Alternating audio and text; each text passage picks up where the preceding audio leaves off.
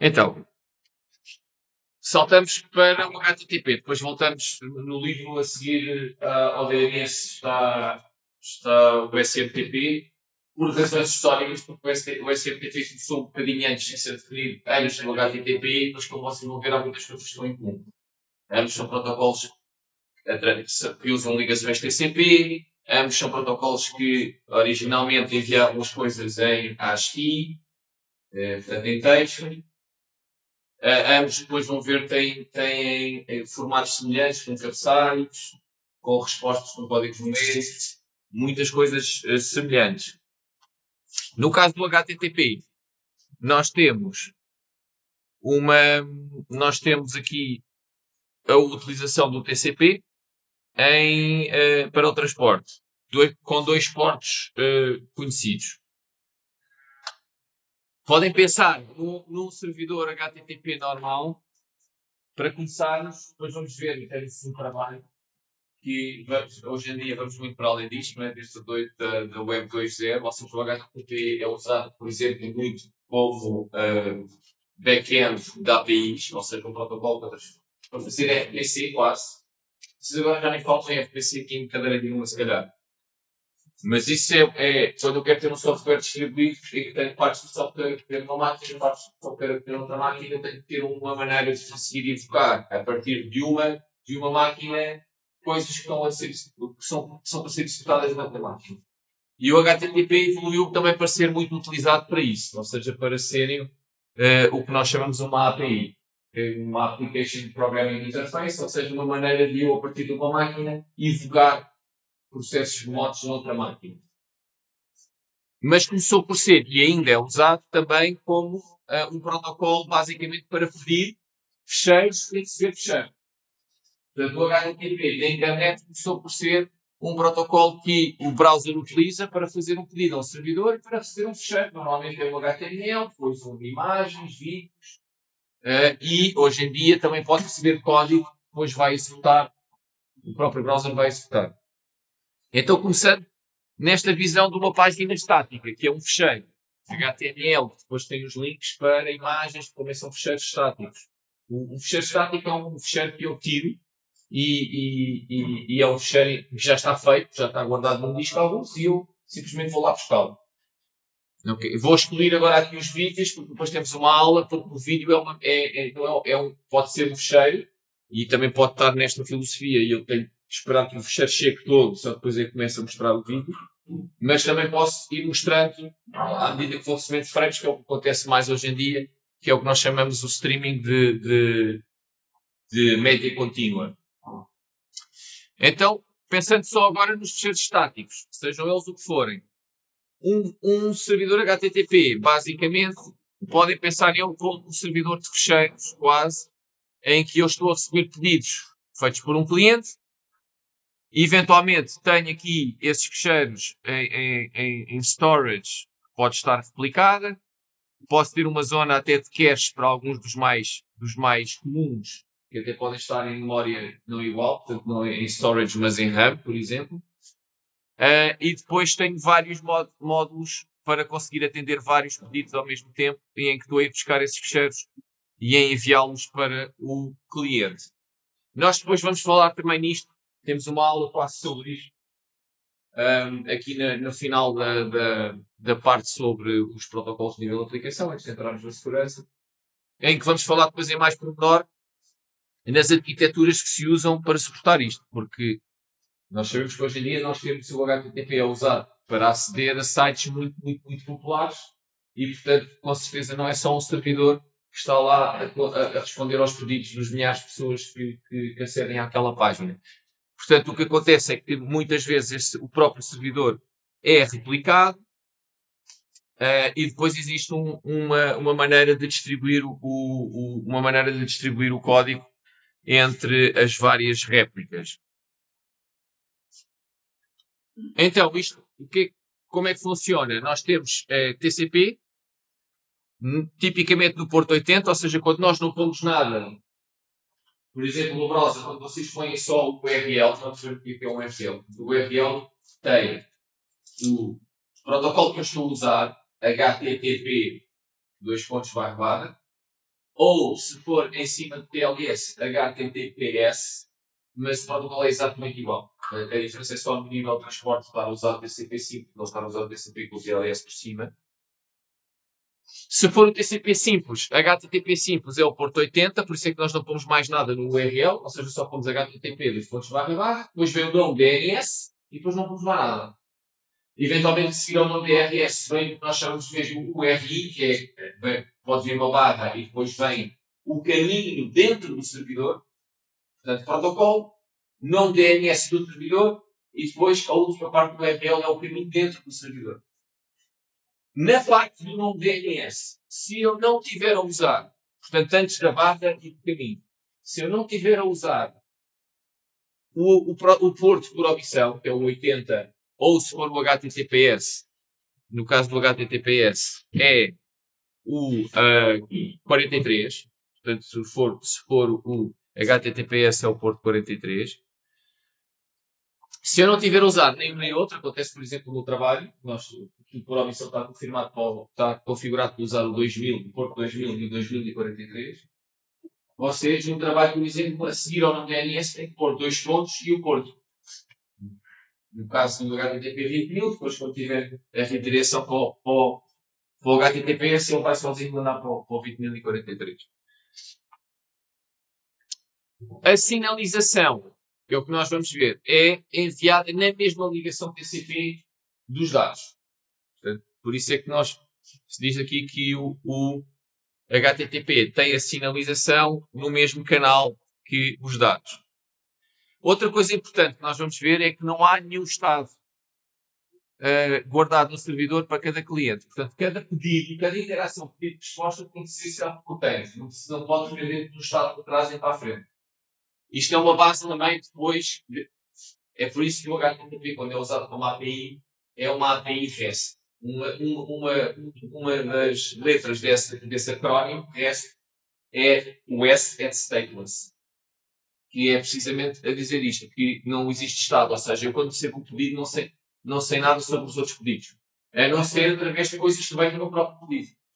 Portanto, se aquele pedido for uma sequência de outros, o servidor tem que conseguir saber isso apenas com a informação daquele pedido.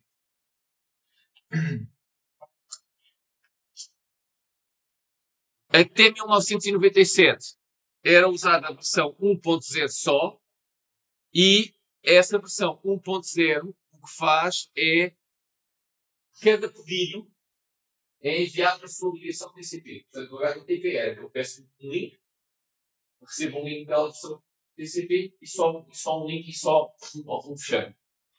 A partir de 97, com o RFC 20.068, aparece a versão 1.1 e vocês no trabalho vão implementar as duas, a 1.0 e a 1.1, que já veio em 97, portanto bastante antiga, mas já em 97 surgiu esta necessidade. Porquê? Porque muitas das vezes não tem um fecheiro, o fecheiro tem links para outros fecheiros. Portanto, mesmo que eu estou a passar uma página estática ou HTML, raramente dentro do HTML não está depois o link para uma imagem, pelo menos.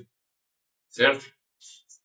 Então, o que é que acontece? Se acontecer isto, o que é que acontece? Eu faço uma ligação TCP, recebo o HTML, de repente tenho lá outro link, faço outra ligação TCP para receber o fecheiro, o outro a imagem e por aí fora. Qual é que é o problema de utilizar fazer essas várias ligações? Cada vez que eu faço uma ligação TCP, eu tenho a sinalização do TCP. Portanto, eu tenho aqui o SYN e o SYNAC. Portanto, eu tenho esta parte aqui do TCP. Portanto, é enviado um pacote que é o SYN, depois é recebido um SYNAC, depois é recebido o acknowledge, e só depois disto é que a ligação está estabelecida. Então é feita a comunicação HTTP, eu começo a receber o HTML, termino o HTML, de repente aqui dentro existem outros links, eu vou fazer uma nova ligação, tenho outra vez o SYN, o SYNAC, o acknowledge, e depois eu começo a tirar o outro fecheiro e assim consecutivamente. Para além disto, normalmente o TCP tem um slow start, ou seja, quando a ligação começa, ele não chega à largura de banda máxima. Ele vai acelerando mais ou menos até começar a ter perdas de pacotes. pode nem chegar a acontecer, não é? Se não for muito pequeno. E, portanto, para além do overhead da sinalização, eu tenho também o atraso do slow start do TCP. Então, o HTTP 1.1 o que é que vai introduzir? A possibilidade de eu fazer mais um pedido na mesma ligação TCP. O que até é relativamente fácil de implementar. Vocês vão fazer um trabalho. O que acontece é que vocês vão olhar para o socket e em vez de assim que recebem o pedido e enviam a resposta, matarem a ligação, não matam a ligação, fazem um ciclo e voltam outra vez para o sítio onde estão à espera de receber mais dados. E, portanto, mantêm a ligação aberta e ficam à espera de receber mais pedidos. Okay? Que é o que está aqui a acontecer. Portanto, eu livro, nesse caso, eu vou já livrar deste segundo iniciar e do slow start, outra vez no TCP. E, portanto, o que eu vou fazer? Eu vou ter a primeira sinalização, faço o primeiro pedido, começo a receber o fecheiro, e este fecheiro tem lá dentro depois links, e eu começo a enviar os pedidos para os links na mesma ligação, e depois se existissem aqui mais, a seguir era o outro get do próximo pedido que lá está, e por aí fora, recebia o fecheiro, e por aí fora. E ainda estamos aqui com um problema, que é, eu estou à espera de receber este fecheiro todo antes de fazer o próximo pedido. O browser, que é o cliente neste caso, quando está a receber isto, pode começar a olhar logo para o fecheiro e pode apanhar um link logo lá no início. Portanto, podia eventualmente fazer logo o pedido aí, para acelerar. Que é o que acontece então com o pipelining. Isto na implementação do servidor é um bocadinho diferente. Porquê? Porque, por exemplo, como nós estamos a implementar em Java, temos várias threads, temos aquela thread, aquela ligação, não tem problema nenhum, e aqui é duplex. As placas de rede são duplex, portanto eu posso estar a fazer write. Vocês podem estar a usar o objeto lá print string para enviar coisas para o socket e ao mesmo tempo estar a ler no read line as coisas. Por acaso, da maneira que o código está organizado, vocês estão lá a fazer, vocês enviam tudo de uma vez e, portanto, ele provavelmente vai estar ali a enviar o print e só depois é que vai receber o get. Mas ele vai ficar lá no buffer da placa de rede. Portanto, o pipeline, a única questão aqui diferente é que se eu apanhar aqui o link, eu posso fazer logo aqui o pedido HTTP para o próximo fecheiro. O que é que acontece? Não vou começar a recebê-lo antes de ter recebido o fecheiro todo original. Isso é que não vai acontecer.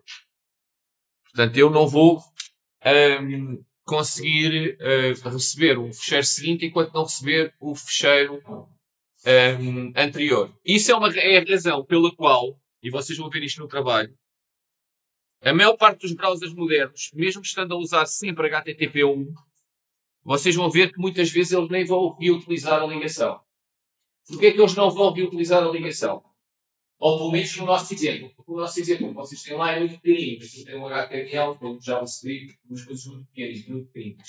Se fossem coisas maiores, eventualmente não fazia a reutilização da ligação. Mas no vosso caso, vocês quase não vão conseguir ver. Vocês vão conseguir ver que vão fazer a reutilização da ligação, porque vocês vão ver com os logs. Vocês vão ver e podem exagerar e assim o tempo. E vocês vão ver que a ligação fica aberta, à espera de receber mais qualquer coisa, depois acabam por não receber e acabam por fechar. Mas é difícil verem o browser mesmo a enviar uma coisa pela mesma ligação. Porquê? Porque aquilo não tem mais de 5 recursos. E a maior parte dos browsers, enquanto são só 5 coisas, em vez de reutilizarem a mesma, abrem 5 ligações diferentes. Porquê? Por causa disto.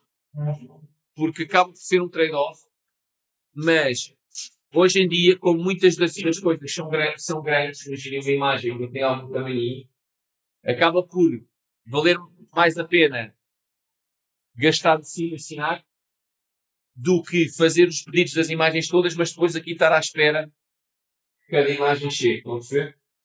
Porque depois elas vão ter que ir pela mesma posição. Portanto, isto é um trade-off entre o que eu vou perder.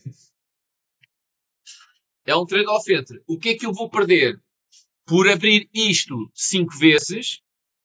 Portanto, este atraso, este ΔT aqui, este atraso que isto introduz, versus este ΔT2 disto. Certo? Portanto, na prática, o que os browsers estão a assumir é que este é muito maior do que este. certo? E então, se eu tiver 6 coisas, por exemplo, se eu fizer isto com o pipeline de reutilização, eu vou fazer até os 6 pedidos, enquanto estou a receber este, mas depois vou ter que ter aqui 6 delta T2, porque eu vou ter que receber as 6 coisas. E só vem uma a seguir à outra. Enquanto aqui vou ter 6 delta T's, portanto o trade-off é entre ter, se forem 6 recursos, entre ter, se eu fizer várias ligações, é entre ter 6 vezes o delta T do TCP mais o slow start, porque tem 6 ligações, mas depois os fecheiros vêm em paralelo. E como os fecheiros vêm em paralelo, é 6 mais uma vez o delta T2. Certo? Enquanto se for aqui com o pipelining, é só uma vez o delta T, que é o do TCP, mas depois, como eles estão obrigados a vir todos a seguir aos outros, na mesma ligação, vou ter 6 vezes o delta T2. O que é melhor? Depende, não é? Se o delta T2 for pequeno, é melhor fazer isto. Se o delta, ou se forem muitos, não é? Porque estou a aumentar aqui. Se não, é melhor fazer isto. É por isso que os browsers, apesar de usarem quase todos já o ponto 1 com o pipeline, muitas vezes vão abrir ligações em paralelo. Por exemplo, no trabalho, aquilo tem o HTML, tem 2 JavaScripts pequeninos e tem uma imagem. E o que ele vai fazer, os browsers todos não possam experimentar aquilo, é vão abrir uma ligação interna entre aquelas. Em vez de as fazerem todas no mesma ligação com o HTTP 1.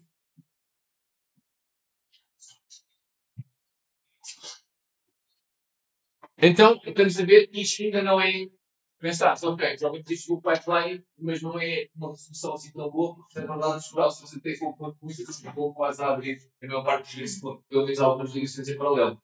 Porquê que não é bom? Precisamente por causa do problema de eu só poder receber o pedido e só depois é que posso receber outro pedido.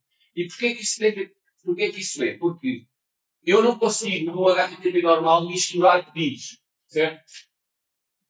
E aqui não consigo também misturar as respostas. Porquê? Porque aquilo envia texto. Então o que acontece é, eu ao início envio um pedido com as coisas em texto, já vamos ver o formato. E depois começo a receber os conteúdos. Não há nenhum, e os conteúdos não vêm com uma identificação a dizer que estes bytes são do conteúdo lá. Estão a perceber? É por isso que eles têm que vir a seguir uns aos outros. Por isso aquilo tem que respeitar a ordem dos pedidos. Portanto, eu estou a receber aqui, porque o que eu posso fazer é que instalar fazer um pedido, se apanhar ali um link no meio, mas depois só posso receber a resposta do segundo pedido depois de receber a do primeiro, porque senão não sei distinguir as coisas. Portanto, se eu começasse ali, neste exemplo aqui atrás, se eu começasse aqui a receber este pedido, se eu começasse a receber este pedido aqui, sem este chegar ao fim, eu de repente estava a receber bytes aqui no meio, que eram do GIF, e não do HTML, e eu não tenho maneira de os distinguir. Estão a perceber? É por isso que isto tem que ser umas coisas retiradas. Não pode ser, eu não posso, assim que recebo este pedido, eu não posso começar logo a enviar isto se eu não tiver terminado isto. Aqui no desenho, por acaso, quando eu recebo o pedido, eu já terminei de enviar isto. Mas podia não ter terminado de receber. Estão a ver? E depois, se eu começo aqui a enviar coisas, eu posso estar a enviar coisas no meio destas. E depois o cliente não sabe o que é do x.html e o que é do x.gif. Não tem maneira de saber. Então, uma primeira coisa que é introduzida no HTTP2, e isto não tem maneira de saber porquê? Porque o protocolo é uma coisa muito simples em cima da ligação TCP, em que se envia umas coisas em texto. Portanto, eu envio umas strings a pedir este fecheiro. Estão a perceber? E depois recebo os conteúdos deste fecheiro. E esses conteúdos também vêm sem estrutura nenhuma. São os bytes que vão vir ali escritos. Como é que eu posso dar a volta a isto? Em vez de enviar isto assim em texto normal e receber, vou criar uma estrutura. E então a primeira coisa que foi feita no HTTP 2.0 para começarmos a acelerar as coisas é introduzir aqui um binary framing. Ou seja, isto não vai mudar nada daquilo que nós vamos estudar para a frente, que é o formato desta coisa que está aqui.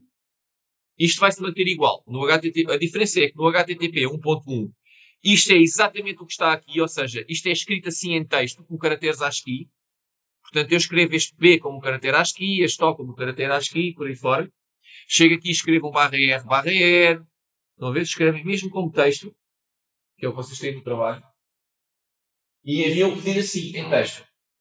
No HTTP 2.0, tudo isto se vai manter. A semântica das coisas, o que é que significa este post, o que é que significa este URL, o que é que significa aqui a versão, o que é que significam estes cabeçalhos, isto vai-se tudo manter. A diferença é que já não é enviado em ASCII. É enviado em bytes, em binário, com o cabeçalho que identifica o pedido. Okay? Portanto, isto passa a estar feito em binário e passa a estar contido, esta parte do pedido, a estar contido numa coisa que se chama a frame dos headers. Portanto, a frame dos headers tem, no caso do pedido, isto. Atenção que os pedidos também podem ter conteúdos. O que acontece no trabalho no formulário, quando vocês têm, por exemplo, um formulário, fazem um post, que é o caso aqui, isto vai ter um conteúdo. Por isso é que nesta figura está um post. Porquê? Porque eu digo aqui que isto tem o headers frames e o data frame. Se isto fosse um get, não existia data frame, porque os gets não têm dados. Estão a perceber? O get é, por exemplo, o que eu estava a dizer, dá-me um fecheiro. Não tem dados. É só um pedido. Se for um post, é um post e toma lá os dados do formulário, por exemplo. Então aí há dados. Se fosse um ASCII normal, é o que está aqui. Vem uma linha em branco e depois vem os dados. Neste caso é só esta coisa a dizer message hello. Certo? Então, isto era tudo enviado em ASCII. Tal, linha em branco e os fecheiros. Inclusivamente vocês devem alterar. Se vocês virem no trabalho que eu vos dei, eu vou tentar enviar o fecheiro em texto. Porque ele está a carregar o fecheiro todo, depois está a enviar aqui usando o printer como se fosse texto. E depois vocês podem mudar aquilo para enviar em chunks, mas também estão a enviar bytes, na prática estão a enviar bytes, estão a enviar um byte cada vez, que é como se fosse um caractere quase.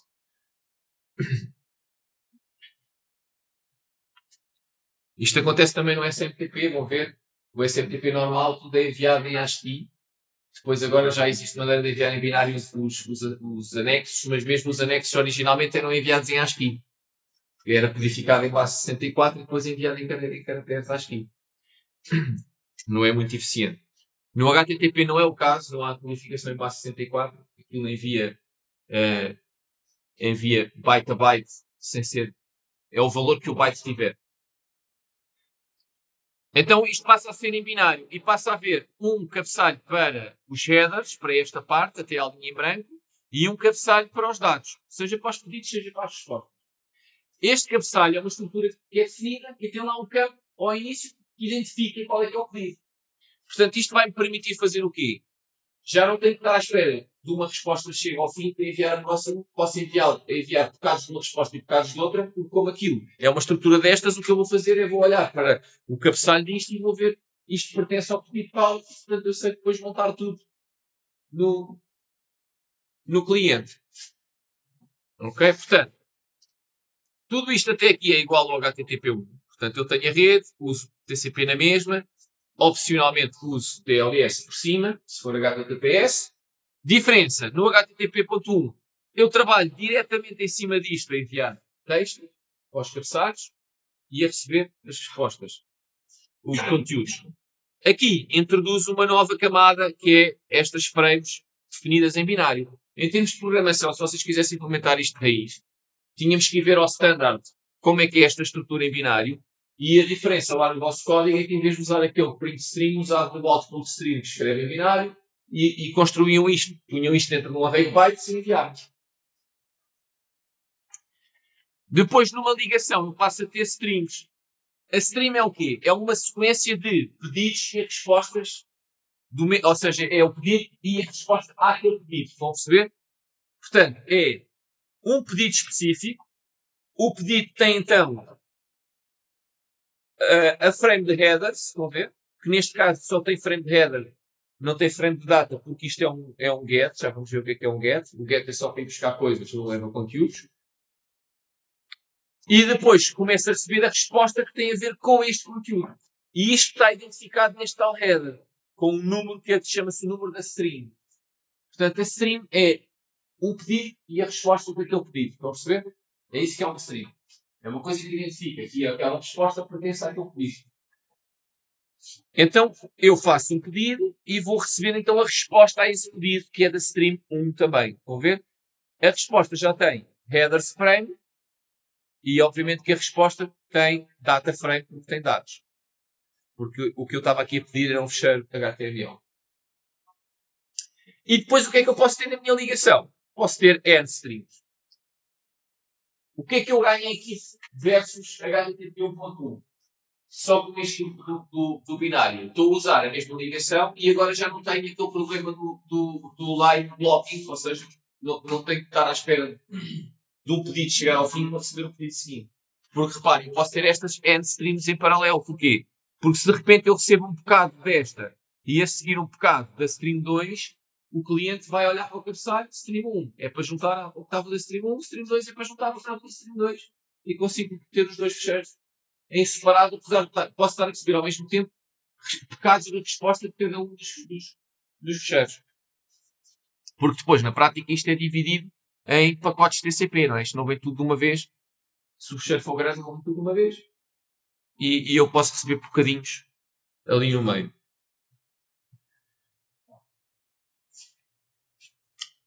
Mais uma coisa. Portanto, o que vai acontecer é isto que está aqui. Vocês estão a ver aqui, nós temos aqui as várias strings, estão a ver? Eu fiz um pedido que é o pedido 1 e eu posso estar a receber a resposta, os dados do pedido 1 e no meio estar a receber os headers da resposta do pedido 3. E os dados do pedido 3 até podem chegar todos primeiro que o resto dos dados do pedido 1. Okay? Portanto, eles podem vir interleaved, não há problema, porque eles estão identificados com isto. E, portanto, eu sei que isto é da stream 3, vou juntar ao que for da stream 3, e sei que isto é da stream 1, vou juntar ao que já tinha da stream 1. Do pedido 1. Portanto, aqui stream é um pedido. Stream é um conjunto de pedido e resposta. E, ao mesmo tempo, posso estar a enviar ainda os dados de um pedido de um post aqui, que é outro pedido 5. Portanto, eu posso ter múltiplos pedidos em paralelo, sem estar bloqueado em nenhum. E é isto que eu ganho só com o binary frame. Para além disto, outra coisa que foi posta no HTTP 2.0. Quando o HTTP 2.0 é feito, já estamos na Web 2.0, ou seja, já temos muitas páginas dinâmicas, onde quase todas as páginas têm, por exemplo, código JavaScript, que depois é executado no cliente. Esse código JavaScript são os links que estão no início do HTML.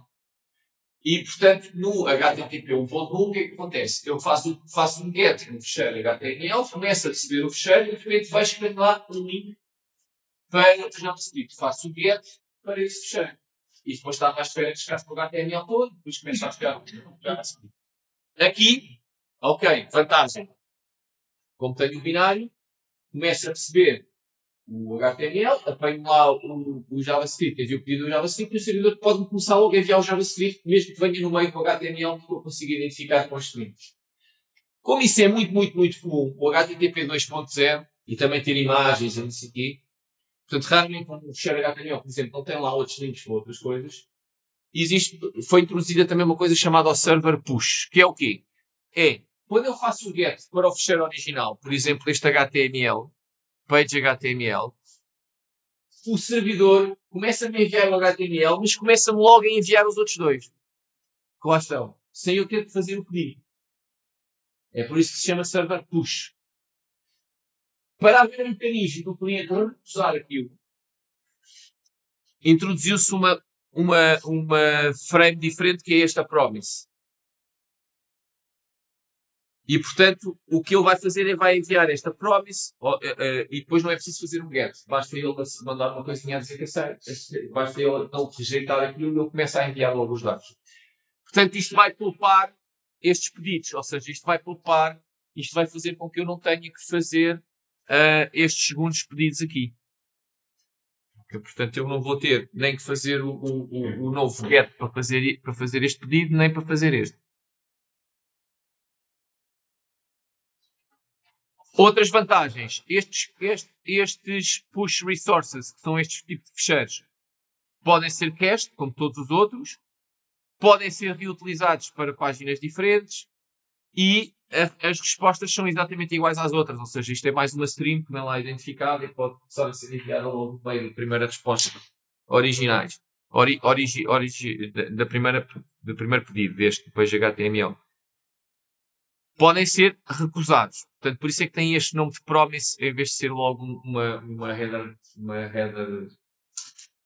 frame e uma data frame logo a enviar, como se fosse um pedido normal. Portanto, basicamente, duas grandes acelerações do HTTP2G é introduzir o binary framing, permite enviar pedidos ao mesmo tempo, se estar à espera que chegue ao fim, tem maneira de distinguir os bocados que pertencem a um, os bocados que pertencem a outro, e esta história da Thunder Push. O próprio fazer em binário é mais eficiente do que enviar em ASCII. É a mesma informação. Porque em ASCII, quando eu estou a enviar coisas em ASCII, estou sempre obrigado a converter para um daqueles 255 caracteres e há sempre uma informação que às vezes se desperdiça.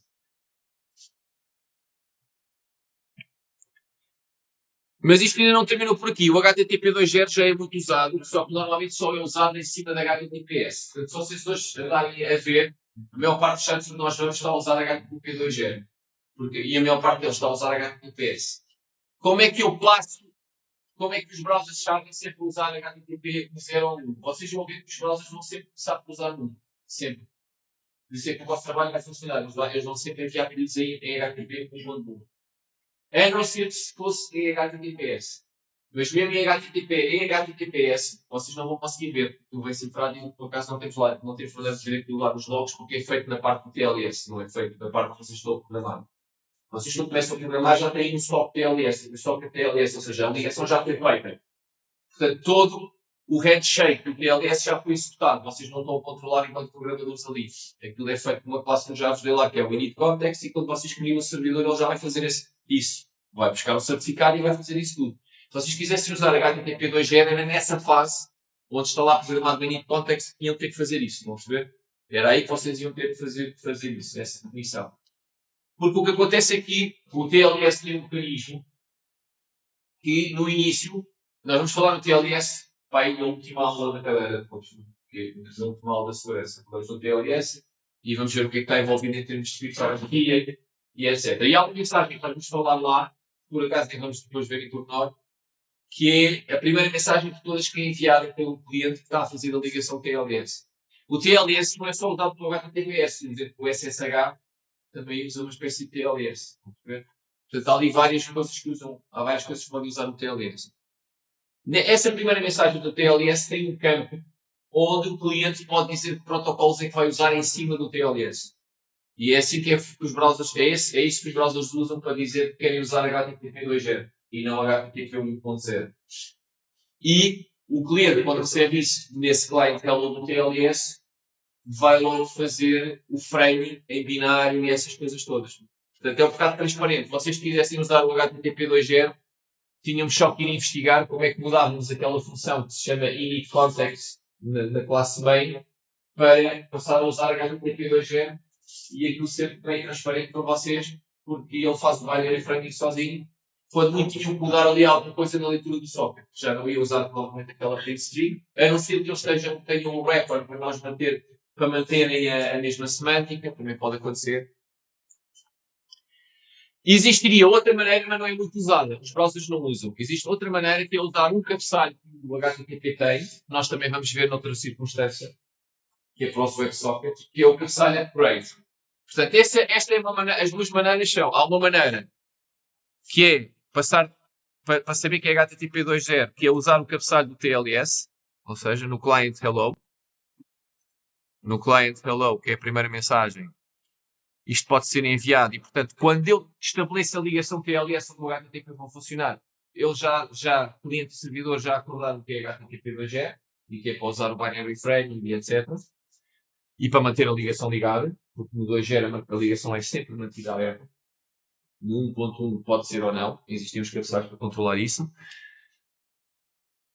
A segunda forma é fazer um pedido em HTTP normal, 1.1, e usar um cabeçalho que é o cabeçalho upgrade. É um cabeçalho que existe. Ok? Não sei se isto é tudo em minúsculas. E esse cabeçalho depois tem um valor que é o protocolo para onde eu quero mudar, que neste caso vai ser HTTP 2.0. E depois o servidor responde com um código especial que é o 101, Switching Protocols, e depois passa a usar HTTP 2.0. E nesse caso, pode usar HTTP 2.0 sem serem TLS, ou seja, sem serem HTTPS. O que é que acontece? Isto introduz um round trip inteiro. Porque é preciso fazer um pedido HTTP normal, receber a resposta do pedido HTTP normal, para depois então começar a falar HTTP 2.0. Então não é muito usado. Isto, a consequência que tem de não ser muito usado é que também não, o 2.0 praticamente não é usado em HTTP normal. Só que se vocês repararem hoje em dia na internet, mais de 90% dos sites estão a usar HTTPS. Ou seja, estão sempre a usar a versão segura.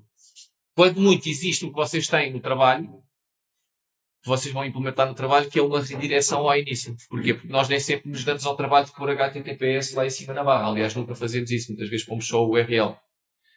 E então, para isso acontecer,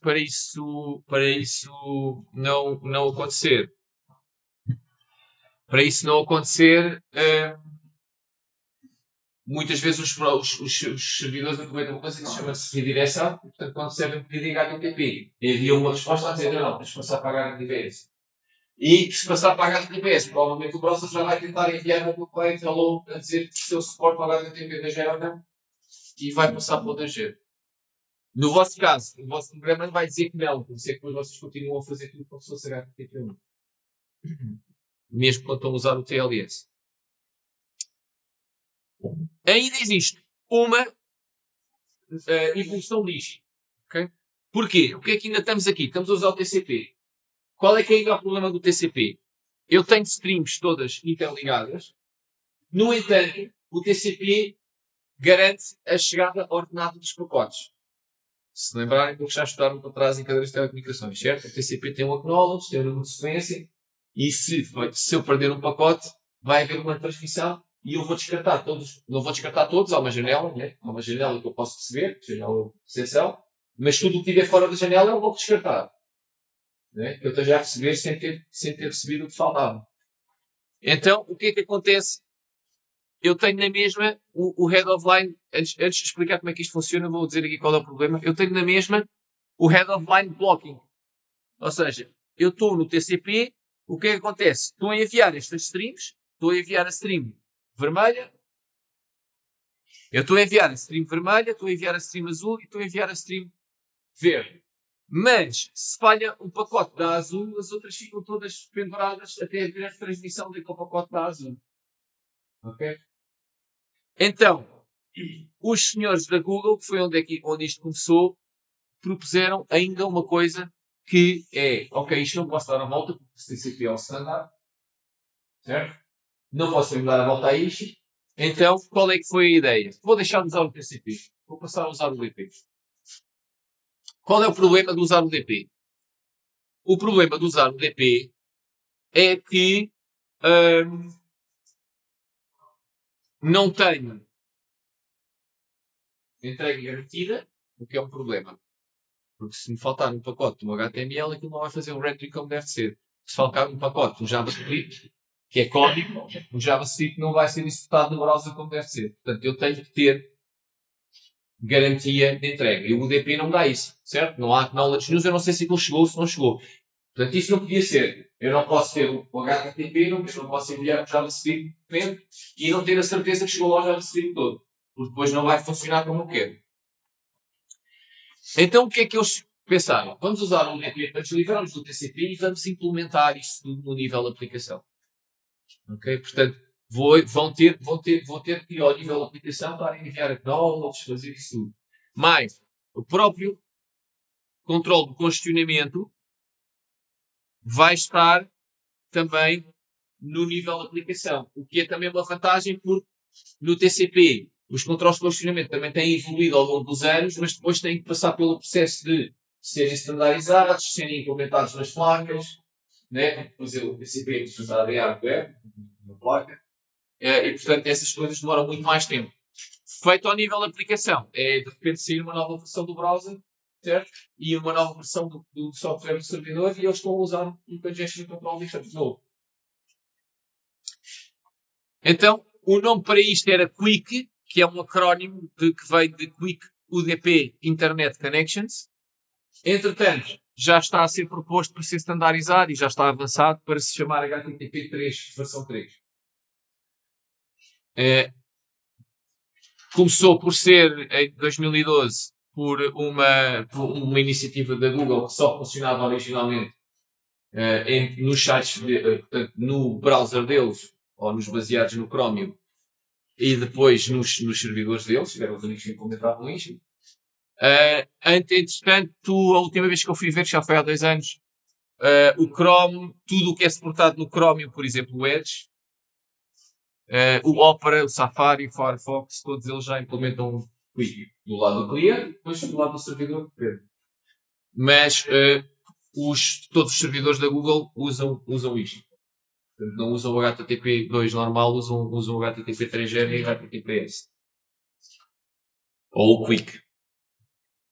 O que é que o Quick introduz? Mais uma vez, mantém a semântica toda. Tudo aquilo que nós vamos ver a seguir, quando pararmos com esta parte da análise das várias versões, tudo o que nós vamos falar a seguir é validez de 0 até este.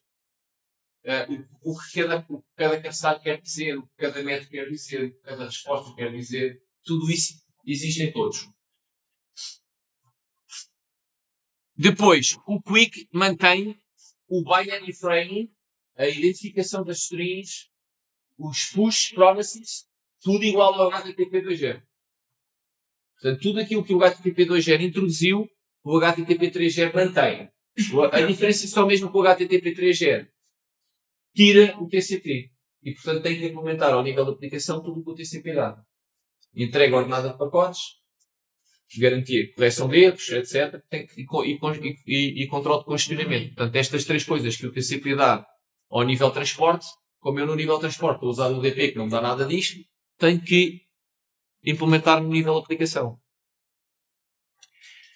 Outra vantagem que tem é acelerar um bocadinho, portanto é a única coisa que tem a mais, para além de usar o UDP, no Quick é esta negociação. Mas isto existe na verdade, mesmo aquilo existe no HTTP 2.0. Porque isto tem a ver com esta versão 1.3 do TLS. Ok? Portanto, temos aqui o nível IP, o HTTP2 usa o TCP no nível de transporte, aqui usamos o UDP. Okay? O TCP dá-me estas coisas. Recuperação de erros e congestion control. O que é que acontece no HTTP2? Tem que ser implementado em software. Depois, o TCP usa o TLS. E faz aqui mais um handshake do TLS normal. Também pode usar um 1.3. Está aqui 1.3, mas aqui também posso usar 1.3. Já vamos ver qual é a diferença do 1.3. O TLS 1.3 tem uma coisa que, por acaso, tira um bocadinho de segurança, mas para muitas aplicações não é crítico, porque abre a porta a replay attacks, que é, em vez de eu estar sempre a fazer toda a negociação com os certificados, etc., ele pode mudar no fim de fazer isso tudo a primeira vez. A primeira vez tem sempre que fazer. Mas se eu voltar a ir ao mesmo servidor, outra vez, ele dá-me uma coisa que se chama um bilhete criptográfico. Mas nós, quando falarmos na segurança, vocês vão ver vários exemplos de bilhetes, o que é um bilhete. Mas é uma coisa que, quando eu apresento outra vez, eu sei que estou a falar com a mesma pessoa. Qual é a desvantagem de usar um bilhete assim desta forma? É que se alguém conseguir capturar esse bilhete, pode fazer um replay do bilhete. Pronto. E eu não vou conseguir saber distinguir. Agora, capturar esse bilhete também não é assim tão simples, porque o bilhete, quando é enviado, já é enviado cifrado, já é enviado no canal seguro. Mas, de qualquer das maneiras, se alguém comprometer depois o cliente, pode não fazer com aquele cliente e depois ir para outro cliente, usar aquele bilhete e fazer-se passar por ele. Ok? Mas mesmo esta parte é tudo controlado ao nível de aplicação, porque está tudo aqui embebido no nível de aplicação. O multistreaming é exatamente igual a este, portanto, a mesma estrutura, tudo igual. Por isso é que até se costuma dizer que o HTTP 3 é o HTTP 2 em cima do Quick, portanto, em cima do UDP, com aquelas coisas implementadas no nível de aplicação.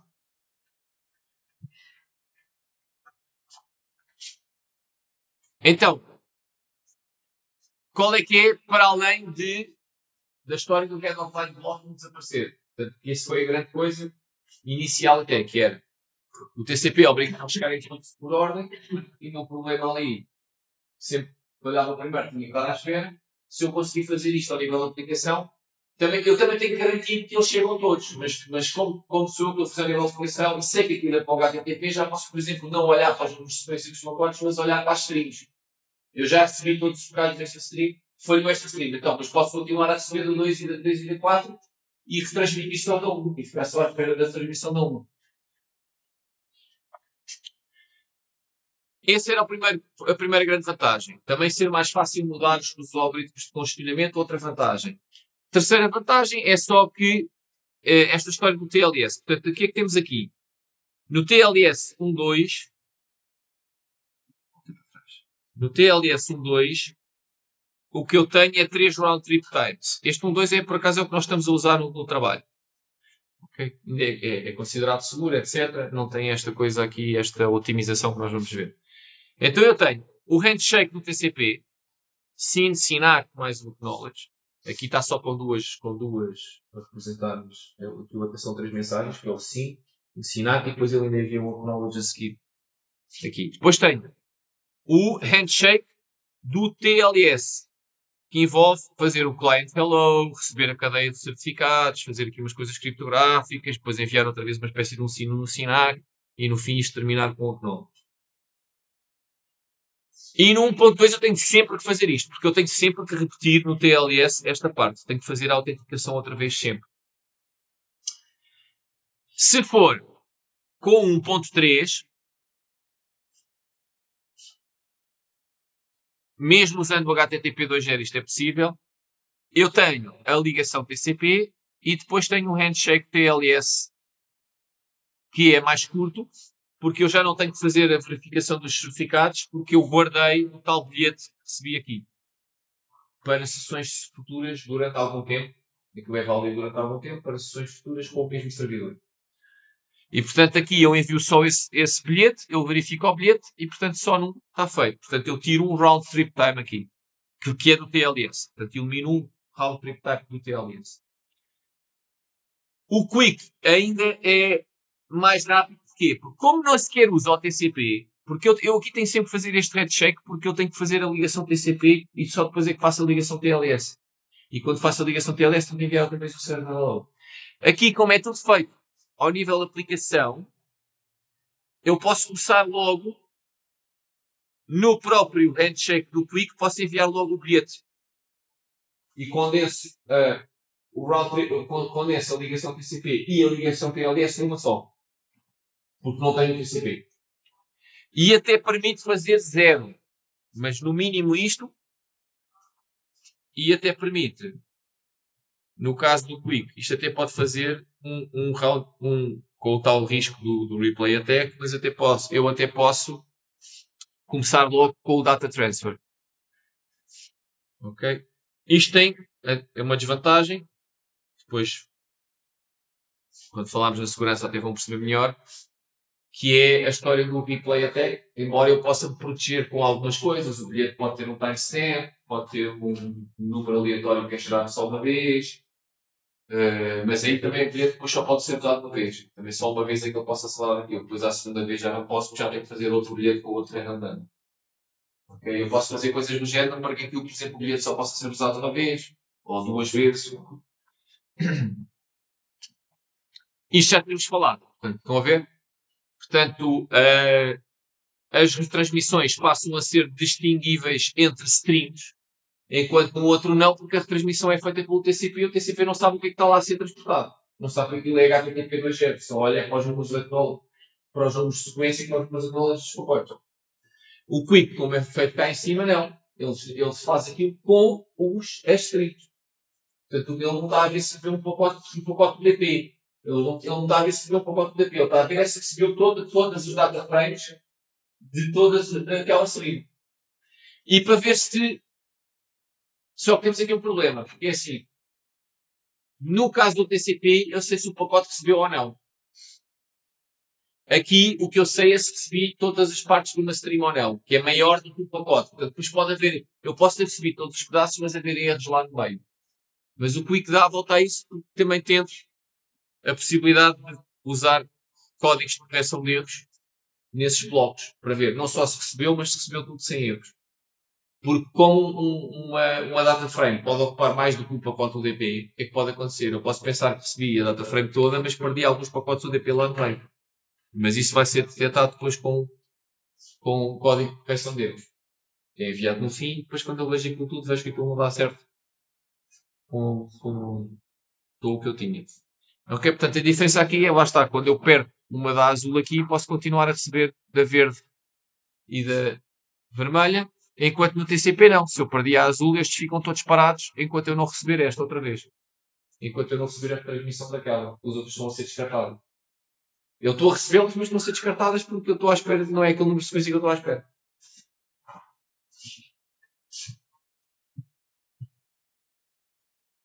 Ok? Portanto, isto é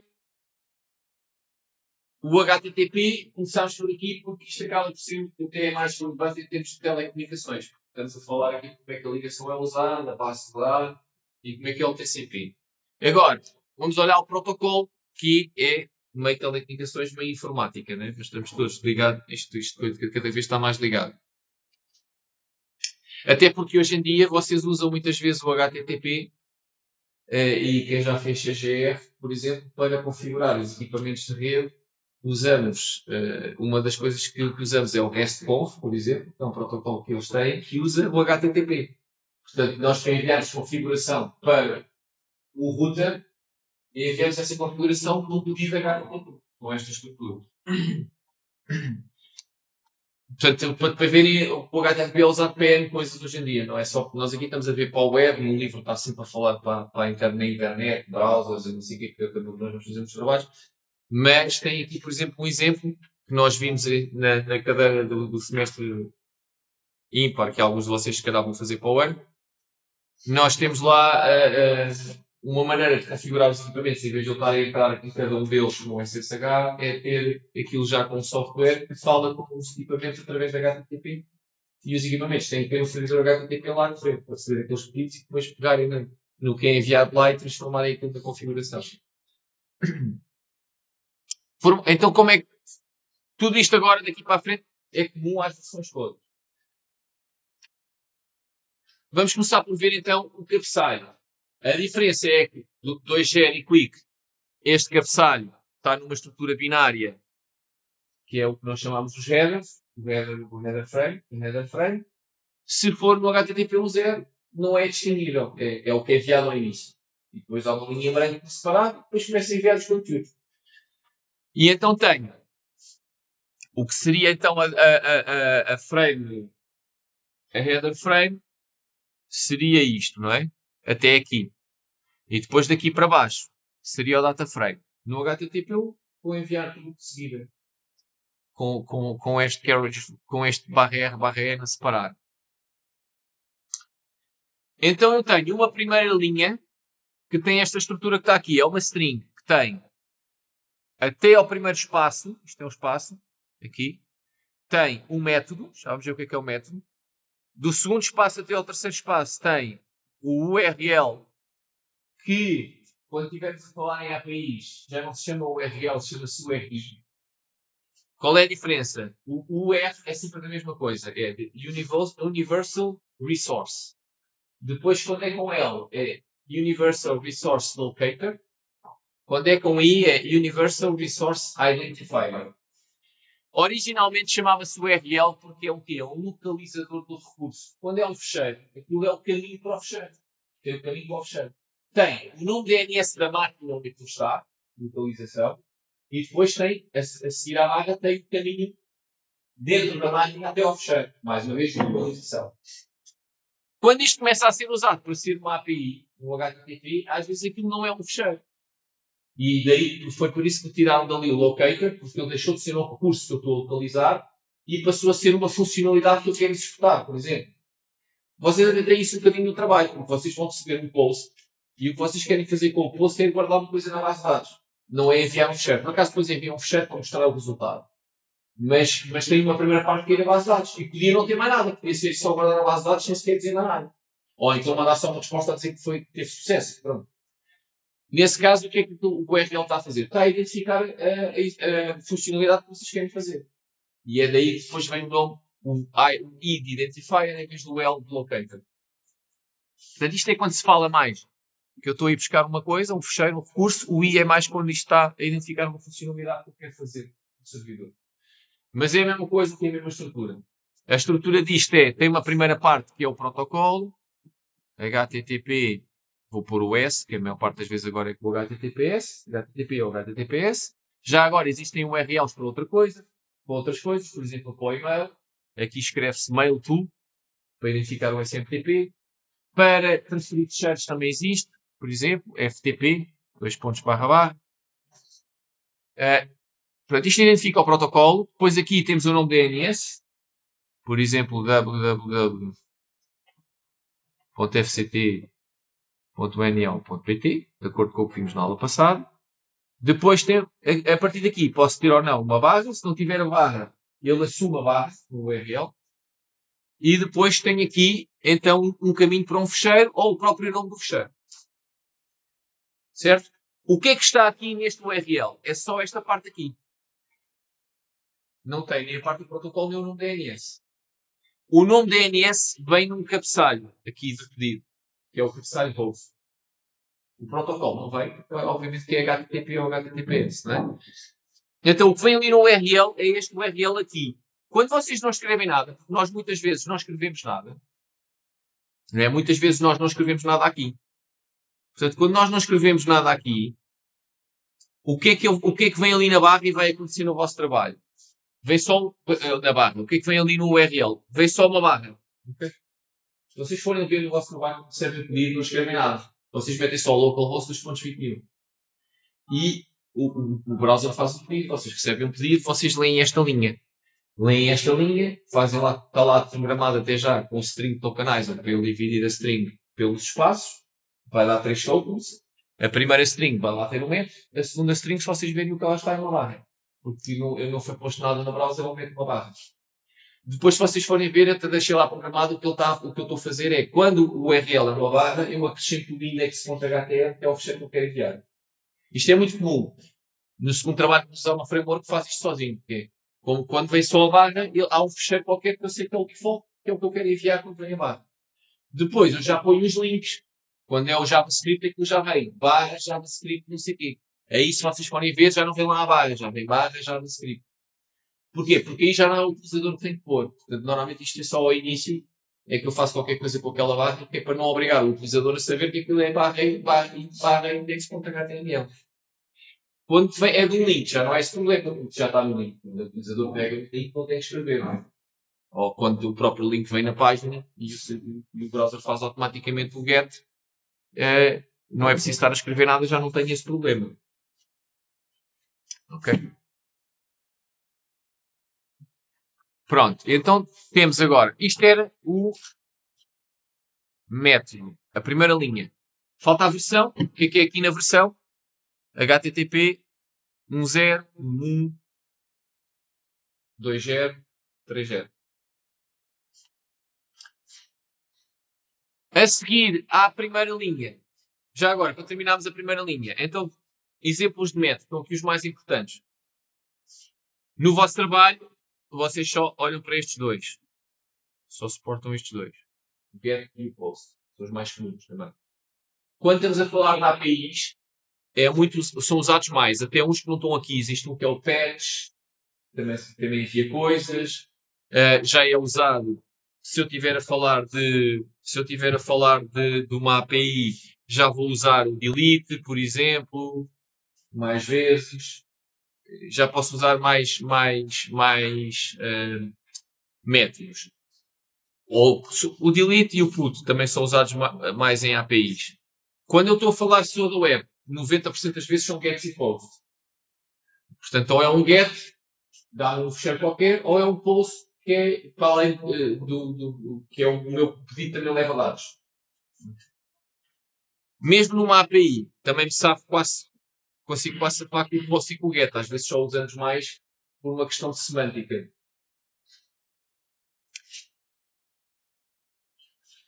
Get, ler um recurso.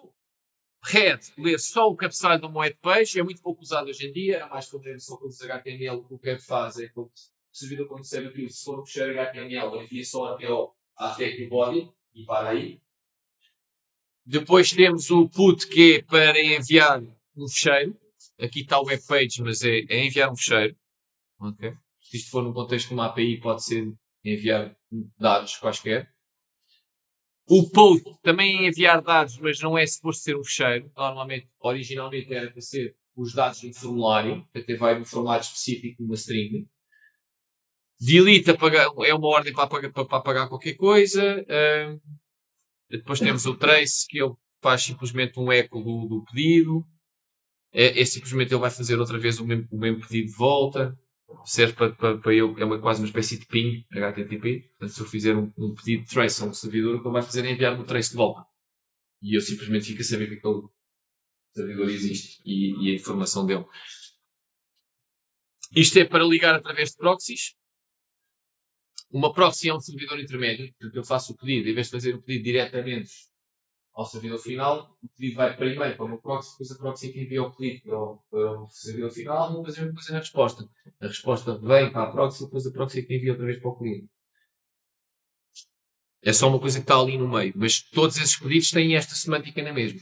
É mais um pedido. Também cada vez é menos usado, porque estamos a pôr mais uma ligação entre o cliente e a proxy, entre o proxy e o servidor. Estamos a repetir os pedidos HTTP de um lado para o outro.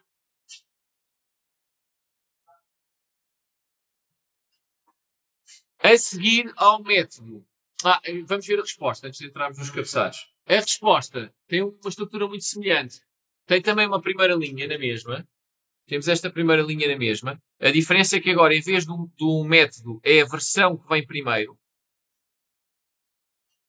Okay.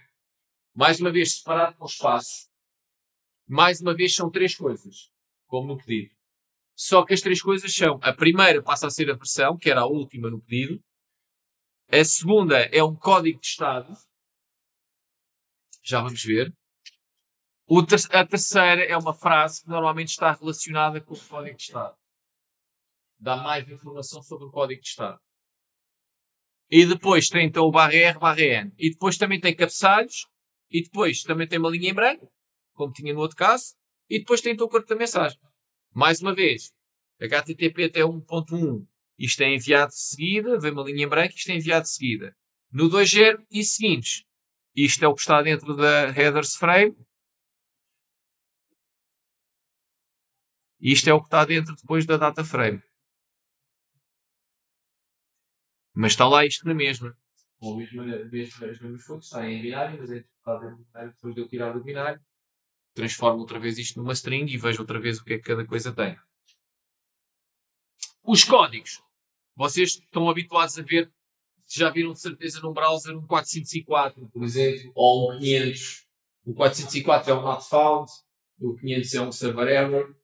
Eles têm todos, estão divididos. Todos os que começam por 1 são códigos de informação. Por exemplo, quando usam o topic silent date, a resposta que recebem é um 101, que é a frase que ser switching protocols.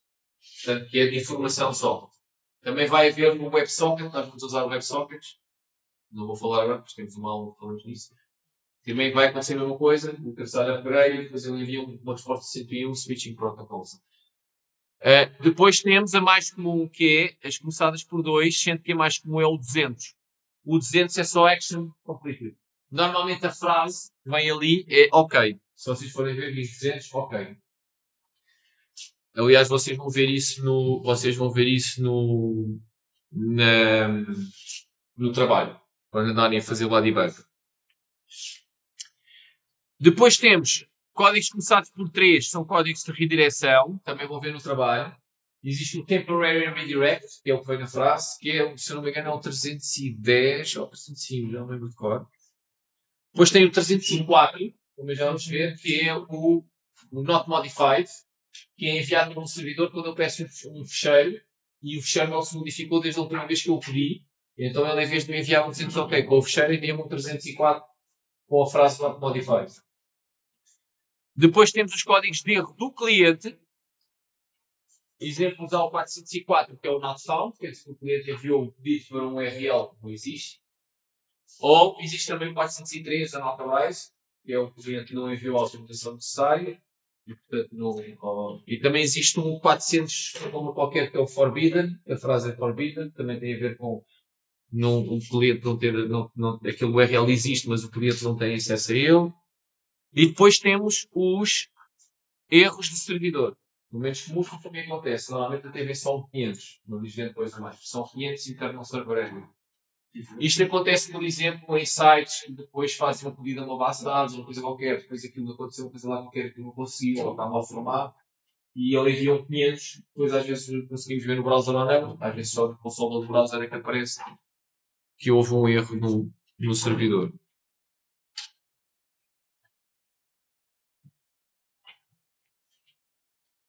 Pronto, tem aqui os exemplos, estão a ver? Sem agree, tem aqui o sem agree, o 200 ok é muito comum, o 204 não conta, nunca vi na vida real. Este move permanently às vezes aparece, o not modified, o temporary direct é o 310, porque este é o move permanent, o temporary direct é o 310. Bad request também aparece muito, este às vezes vemos também nos browsers. Ainda ontem eu estava a tentar tirar um fecheiro de um sítio e apareceu às tantas um bad request lá. Tem então era ao contrário, o 403 é que é o forbidden, não é o unauthorized, o unauthorized é o 403. Depois temos o not found, que também aparece muito. Os tais internal errors, 501, try again later. E tem este aqui da HTTP version not supported. Isto são as frases, estão a ver? Se bem que as frases, isto, por exemplo, no segundo trabalho, nem sempre aquilo está lá a frase e a frase pode ser o que eu quiser. Não devia ser, por convenção, estes códigos deviam ter estas frases. Mas na verdade a maior parte dos servidores não faz grande coisa, olha para o código, para ver se é um erro. Portanto, isto é importante, porque a maior parte dos frameworks que nós vamos usar, por exemplo, usa-se no segundo. No vosso trabalho, vocês podem fazer o que quiserem. Vocês até podiam enviar, quando tudo corre bem, enviar um 400. Depois o que vai acontecer é que o browser não vai mostrar o fecheiro. Porque ele, quando recebe um 400, é porque houve um erro. Mesmo que vocês não enviem nada na mensagem, ou vocês enviam um 400 e digam OK, ele está-se a borrifar para a mensagem. O que é importante é o código. O código começa por 4, é um código de erro, e aquilo está implementado. Que se é 4, se começa por 4 é um erro. E portanto vai ser tratado como um erro. Se vai ser tratado como um erro, ele não vai mostrar o fecheiro. E se eu mandar, por exemplo, o fecheiro pelo partido com PID de 200, ele vai tentar abrir. Ele vai tentar abrir, sim. Ele vai tentar interpretar o que é o fecheiro e vai tentar abrir.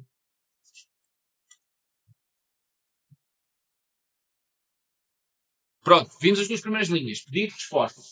Okay? No pedido, método, URL, versão, na resposta, versão, código, frase. Depois, vimos que havia cabeçalhos nos dois casos. Os cabeçalhos servem para controlar uma série de coisas. No vosso trabalho não vão enviar cabeçalhos nenhums. E ele orienta-se só com o 200 OK e recebendo o fecheiro. Mas não é, isso não é cumprido o standard do HTTP. No HTTP eu supostamente tenho que enviar informação, vários tipos de informação sobre aquele pedido, sobre aquela resposta.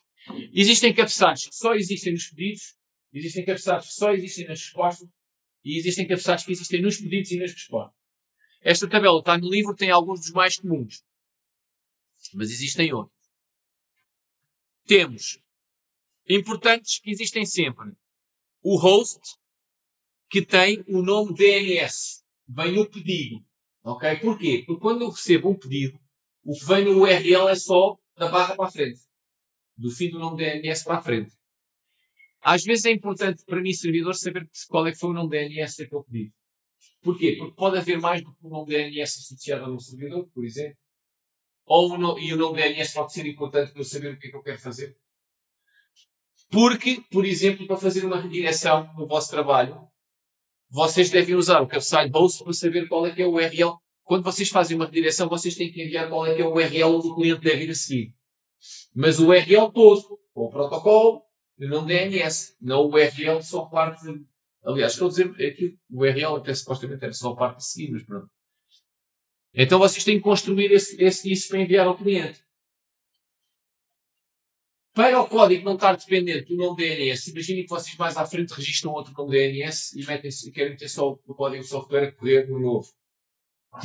tem que estar lá e pôr no DNS, né? Outra vez, no código. É chato. Não é preciso, porque se eu olhar para o pedido e ver o que é que tinha no cabeçalho host, eu sei que o que ele tem que fazer é enviar o mesmo nome DNS, porque se vai parar a mim é porque o nome DNS estava certo, e mudar só, por exemplo, o parte do protocolo e do porto, onde ele tem que ir. Portanto, o host, que por acaso não está aqui na tabela, está aqui na tabela, é o nome DNS do servidor ali. Okay?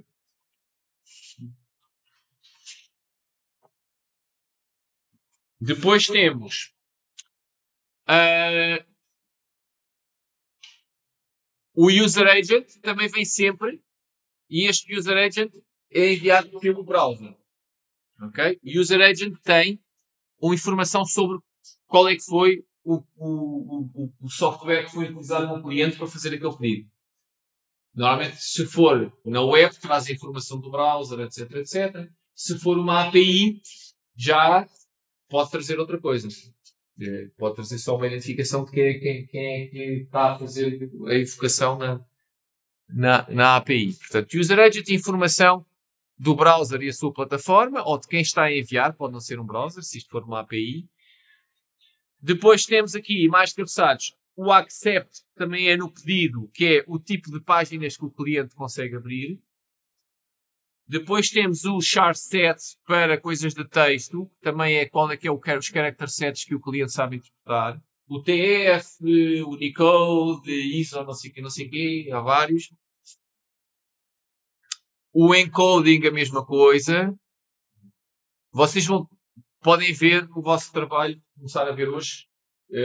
Vocês estão a receber os cabeçalhos estão a ser lidos lá para uma estrutura. Se vocês fizerem um log a percorrer a estrutura e a mostrá-la toda, ou um system out, se não quiserem usar o logger, conseguem ver quais é que são os cabeçalhos que o browser está a enviar. Também conseguem ver no próprio browser, nas ferramentas do developer, os cabeçalhos que ele está a enviar no pedido.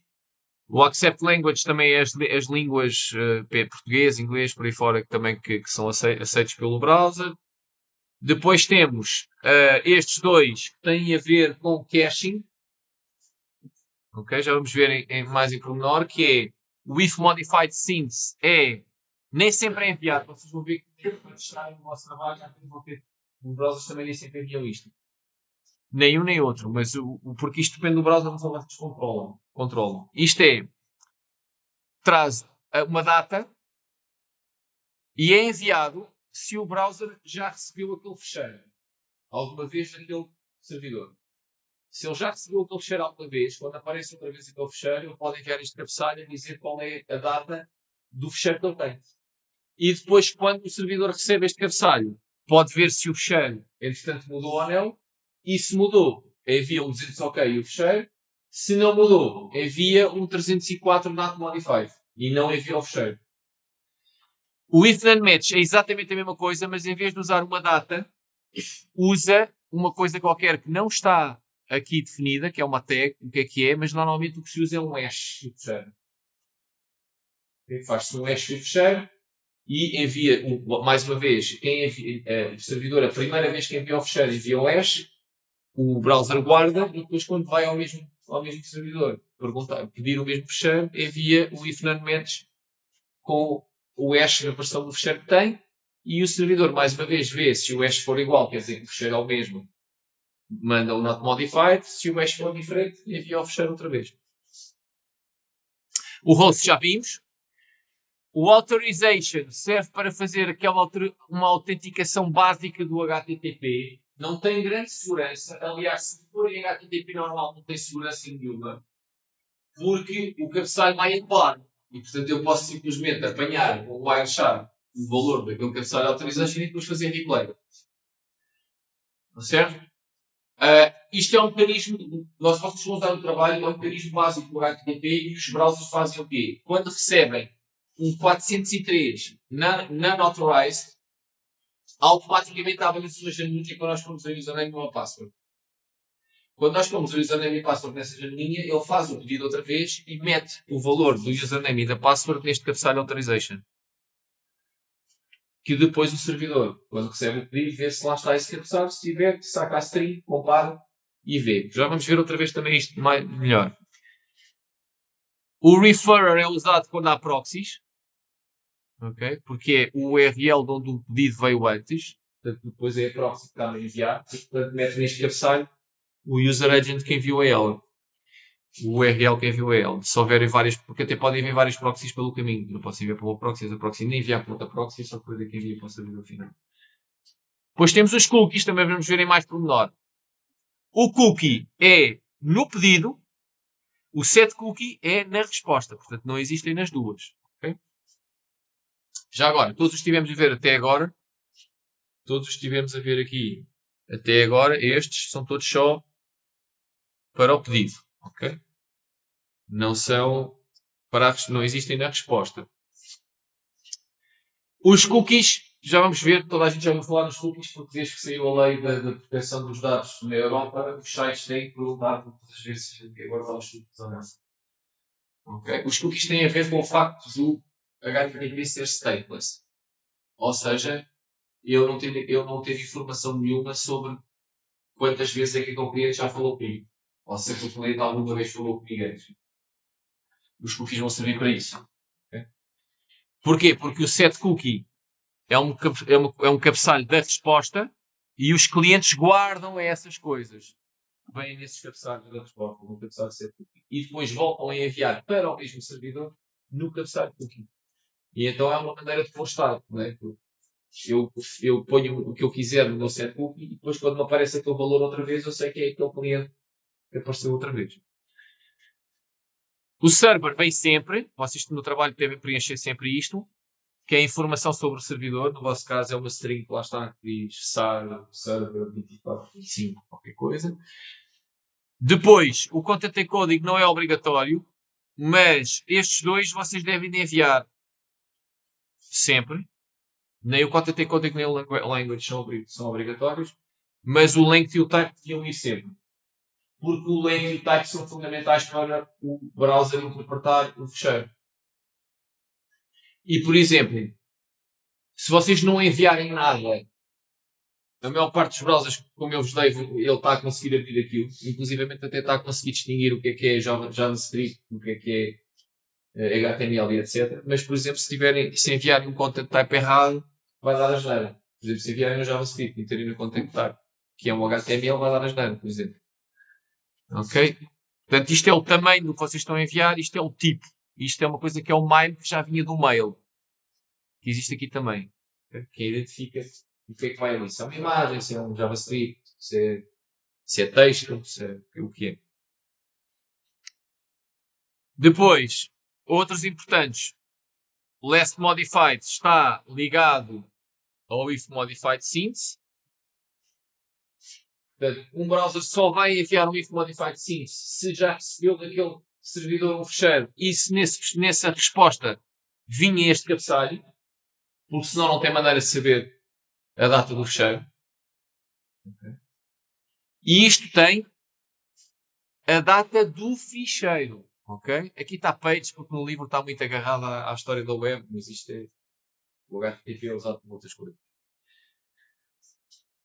Pode vir também o expire a dizer até quando é que aquilo expira. Portanto, isto é mais um cabeçalho que pode ser interpretado conjuntamente com este para o cliente depois fazer ou não pedidos com if modified since, porque se eu receber este, tem lá guardado, mas entretanto quando vai fazer o próximo pedido, vê pelo expire que já passou a data, já nem sequer vai enviar este.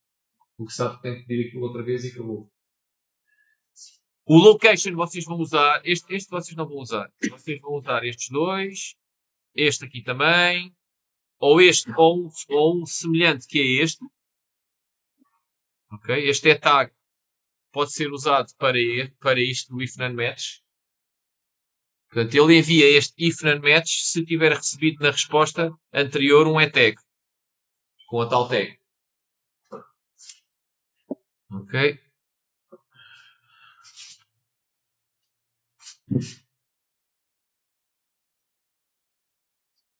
Já agora vou só aqui deixar.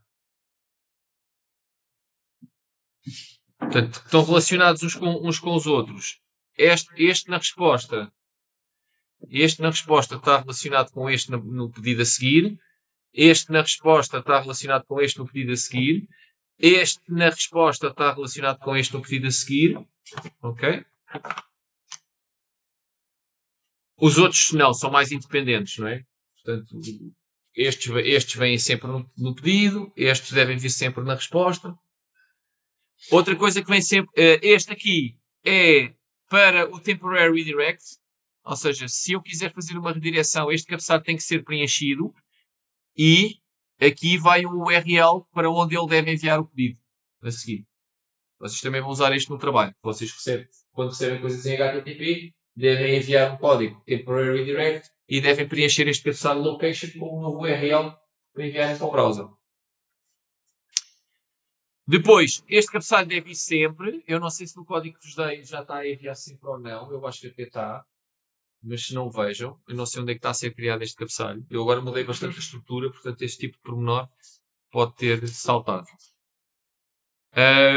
O cache control é para dizer como é que os clientes devem tratar as páginas. Se as podem guardar. Porque depois ainda há aqui outra coisa que é, o cliente até pode, com uma página estática, o cliente às vezes até guarda a página e quando eu vou fazer o pedido ele nem sequer me envia, nem sequer isto me envia.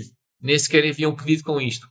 Nem sequer faz pedido. Estão a perceber? Simplesmente vê que tem lá já o fecheiro e mostra-me logo. A não ser que no pedido, na resposta, na primeira vez que ele recebeu aquilo, tenha vindo este cabeçalho a dizer que não é para fazer cache. Okay? Existe um valor para isto, por exemplo, que é o Pragma No Cache, e isto o que está a dizer ao cliente é: recebeste esta resposta, não vale a pena guardá-la. Quando precisar dela outra vez, tens que pedir outra vez. Pronto, o ETAG já vimos, e o upgrade, já falámos nele quando estávamos a falar no HTTP 2.0, que é um dos mecanismos que pode ser usado para passar do 1 para o 2.0. Não é muito usado porque obriga a fazer uma primeira interação em 1 com uma resposta com este cabeçalho. E normalmente eu prefiro dar aquela história do TLS, em que, já que eu vou ter que negociar, vou sempre ter que fazer a ligação TLS com HTTPS, logo nessa ligação dizer no client hello que quero usar HTTP 2.0.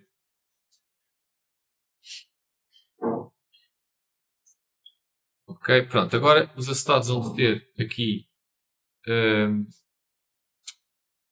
Vou continuar com isto, já lá vamos, aqueles voltar a ver. Temos só aqui um exemplozinho. Já vimos um bocado. Estão a ver? Se isto for HTTP 1.1, se vocês estiverem a ver isto é mesmo em texto. Ok? Que vocês estão a ver. Isto é mesmo assim em texto. Tirando depois esta parte dos dados, que se vocês fizerem o print vai ser gibberish, os caracteres, não é? Se for uma coisa que não é texto, se for HTML, por exemplo, conseguem ver aqui o HTML todo. Porque veio também em ASCII. Okay? Se for uma imagem é que já não. Okay? Então cá temos um exemplo, por exemplo, aqui está o método, lá está o URL, estão a ver?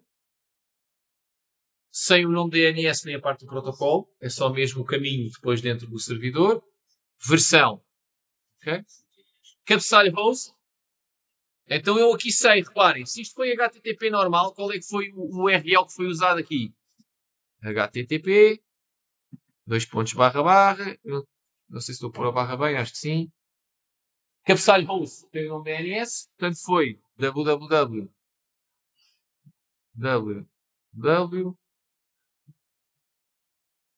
samschool.edu e depois o que vem no URL, barra, isto foi o que a pessoa escreveu. Escreveu ou carregou num link que tinha isto. Não é? Ou recebeu uma página anterior que tinha lá isto dentro. Page.html.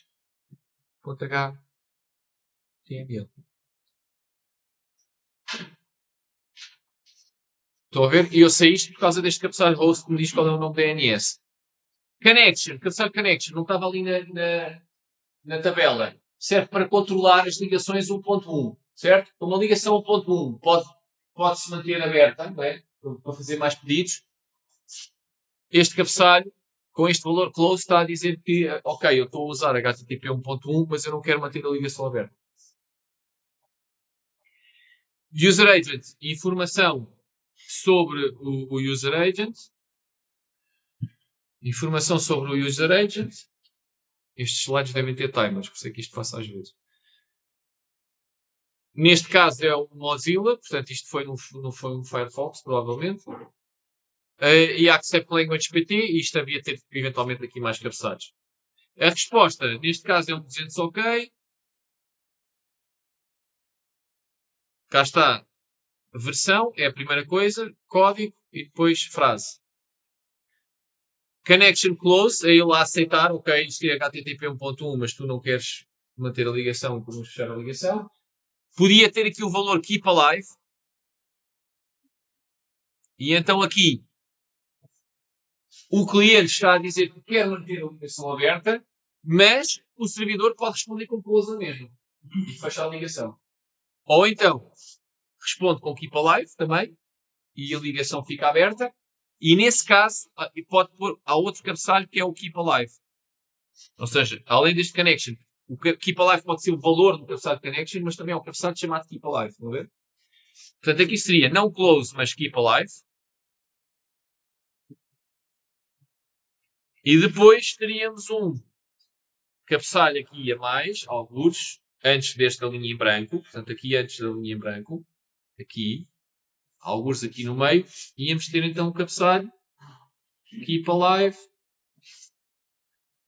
E com o valor em milissegundos que o servidor mantém a ligação aberta sem receber nada.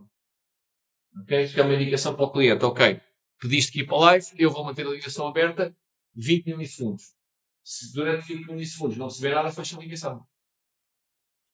Se tiver sempre a receber, mantém sempre até estar 20 milissegundos sem receber nada. Portanto, 20 milissegundos sem receber nada vai ser o sinal para eu fechar a ligação. O cabeçalho date, atenção que esta data não é a data dos conteúdos, isso seria o last modified. Isto é a data da resposta. Portanto, isto foi respondido nesta data. Isto é a data em que eu estou a enviar a resposta. Informação sobre o server, neste caso é o Apache, que é um que é muito usado. Last modified, esta sim é a data em que o fecheiro que eu estou a enviar, que foi pedido aqui, que é um HTML, foi alterado a última vez. Depois, content length, número de bytes do fecheiro que eu vou enviar. Content type, neste caso, é HTML, text HTML, linha em branco e os 6.821 bytes do HTML a seguir.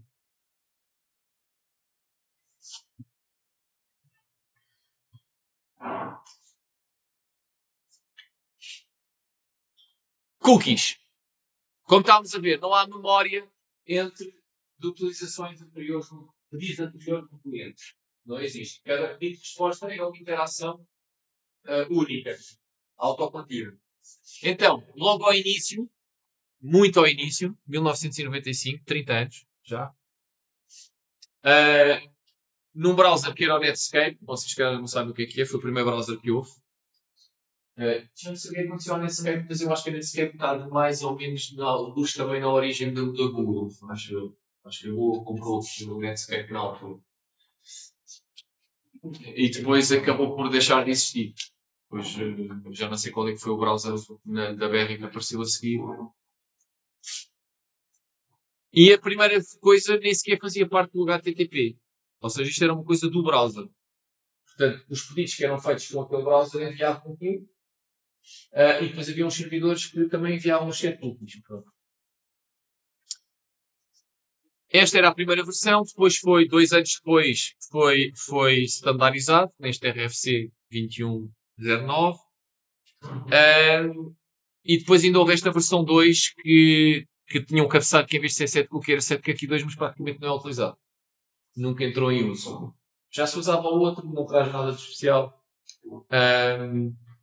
E a estrutura é basicamente a mesma desde o início. E é o quê? Portanto, quando eu recebo um pedido e quero enviar cookies, o que eu vou fazer é, eu vou enviar este cabeçalho de 7 cookie. Ok? E o cabeçalho de 7 cookie, no mínimo, tem que ter esta primeira parte. Ok? Que é uma coisa que eu dou um nome ao cookie e depois dou um valor. Isto é o que eu quiser. Tanto o nome como o valor. É uma coisa igual a outra coisa. É o que eu quiser. Muitas vezes, se vocês forem ver, aquilo é uma string super esquisita. Não faz sentido ao olho nenhum sequer o que é. Depois, pode ter ou não ter este campo para dizer quanto tempo é que o cookie é para ser guardado no browser. Se ele não existir, o browser vai, até eu apagar a tab e não sei o que o cookie morre, ele vai sempre usar aquele cookie. Depois, a path é se aquele cookie, se não existir o caminho path, sempre que eu for ao mesmo servidor, eu vou enviar o cookie. Se tiver a path, só vou enviar o cookie para os fecheiros que estiverem dentro daquela path. Portanto, se eu tiver um pedido para um HTML que está no barra default, barra qualquer coisa, barra default, se estiver ali barra default, eu só vou enviar cookies se for para um HTML que está no barra default. Se for no HTML que está no barra XPTO, já vou enviar o cookie. Depois, isto também é qual é o domínio. E depois, se só é para enviar ou não em ligações HTTPS. Vocês no trabalho, basicamente, podem quase só usar este, se quiserem, quando podem pôr um expire. Na utilização que vocês querem sempre usar, portanto não vão pôr o path. E também não precisam pôr o domain, porque é sempre que for para aquele servidor. Não é só para um subdomínio. Podem usar o secure ou não, se na prática, no vosso caso, nunca vai ser enviado nada sem ser em HTTPS. Vocês a única coisa que vão aceitar em HTTP, vocês em HTTP vão sempre mandar uma redireção. Portanto, nunca vão aceitar mais nada em HTTP. Portanto, não têm esse problema.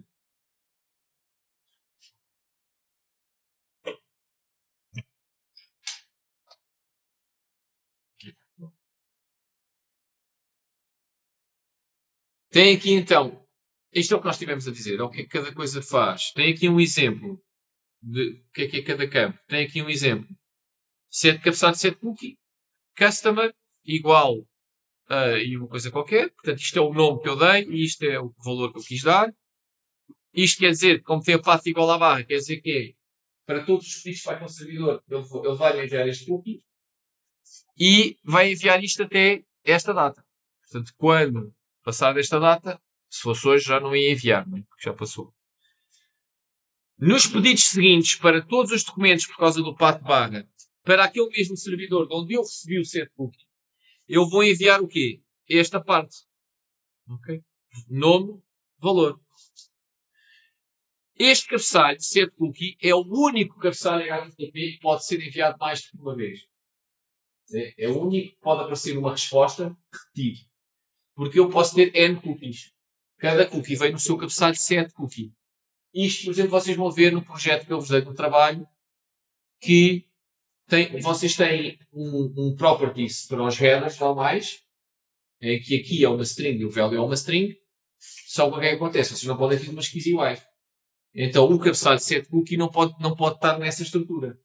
Porque set cookie é uma key, não é? Só pode ter um value. E vocês, para facilitar, depois fazerem a iteração e escreverem para o socket, o que está lá uma estrutura à parte sobre os cookies. Vão ver? Que é para vocês fazerem o quê? Iteram sobre os headers e enviam os headers todos. E depois vão lá dos cookies e enviam os cookies. Os vários set cookies que houver, se houver mais do que um, podem até precisar de mais do que um. Já, se eu tiver enviado 27 cookies,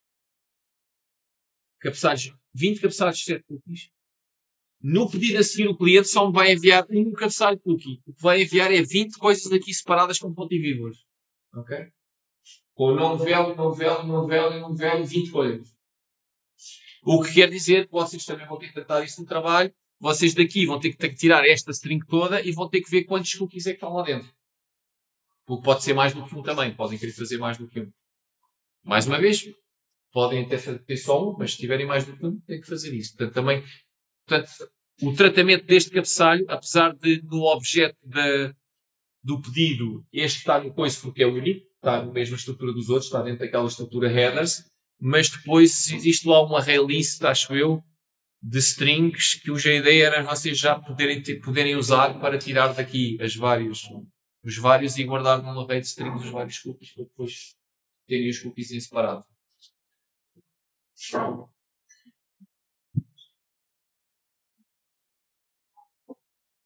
Depois temos o servidor... Exato. Depois temos aqui, para que é que servem os cookies? Os cookies servem, por exemplo, servem para N coisas. Podem até servir para autenticação. Embora exista um cabeçalho de authorization. Nós vamos ver o cabeçalho de authorization aqui de uma maneira muito simples, que era aquela que eu vos disse, que é eu recebo o unauthorized, meto o username no password e meto isso no cabeçalho de authorization no pedido a seguir. Existe uma outra coisa que vocês vão usar no segundo trabalho, que é usar o cabeçalho de authorization para pôr um token criptográfico. Portanto, isso usa o cabeçalho de authorization na mesma, mas não da maneira que o HTTP tem definida, e depois implica que o servidor saiba que nós estamos a usar isso.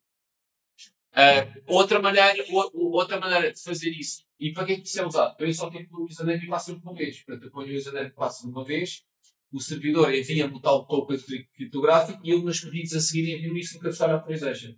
E como envia isso no cabeçalho de authorization, o servidor já não perde a password e depois outra vez. Mas isso é para usar para ser o servidor a pedir a password de um formulário que ele mete na página. O authorization pode ser o cliente a pedir a password, porque recebeu o unauthorized. São coisas diferentes.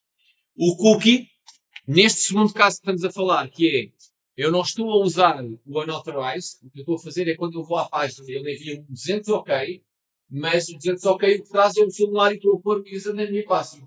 Ou uma página daquelas para eu usar o Google ou coisa qualquer, como autenticação.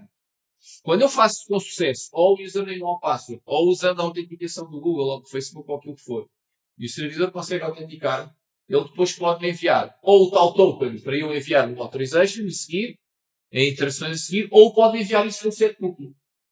E se me enviar no set cookie, o browser a seguir vai enviar o cookie e ele já não vai mostrar o formulário. E é assim que vocês entram diretamente.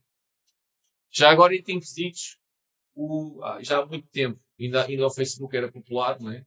Eu, por exemplo, já não uso o Facebook há mais de 10 anos, se calhar. Eles tiveram uma pequena altura em que só passavam para HTTPS depois de a gente ter posto o username e password. O que fazia com que eles enviassem um cookie com o cookie de autenticação em HTTP.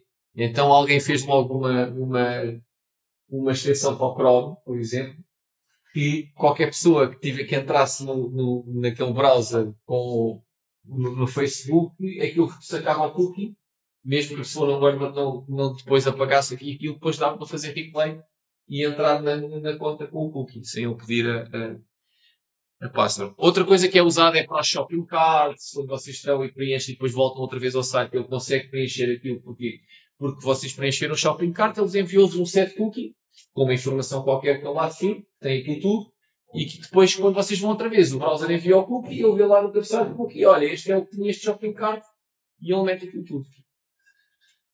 É óbvio que se for sites que têm autenticação, ele nem precisa do cookie para isso. Porquê? Porque ou com o tal cabeçalho authorization, ou com o tal cabeçalho cookie, ele vê que são vocês, e depois vê que vocês já podem ir a uma base de dados e ver qual era o shopping cart que vocês tinham.